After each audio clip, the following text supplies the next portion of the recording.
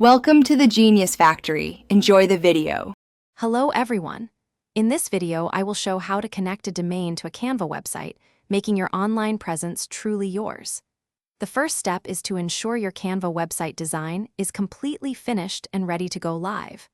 Once your design is perfect, head to the top menu in the editor and select the Publish Website option. From there, you will choose to connect your own existing domain, which means you already own it through another provider.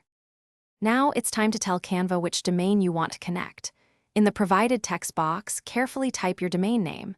A crucial tip here is to not include www in front of your domain. If you already have a website on your main domain, you can opt to use a subdomain such as blog, your domain, com to avoid any conflicts with your existing site. This keeps your main site untouched while still using your custom branding. This next step is vital. You need to update your domain's DNS settings. Log into your domain host's account and find the DNS management area. You'll need to add a TXT record for verification, using the specific value Canva provides. Then, update or add in a record, pointing it to Canva's server IP address, which is 103.169.142.0.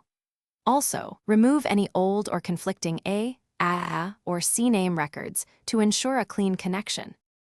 After updating your DNS records, head back to your Canva account to confirm the changes. Keep in mind that it can take up to 72 hours for these DNS updates to fully propagate across the internet, so patience is key. Canva will verify the connection, and once everything is confirmed, you can proudly publish your beautiful Canva website to your very own custom domain, giving it a professional and branded online home. Thanks for watching. If you found this helpful, don't forget to like and subscribe.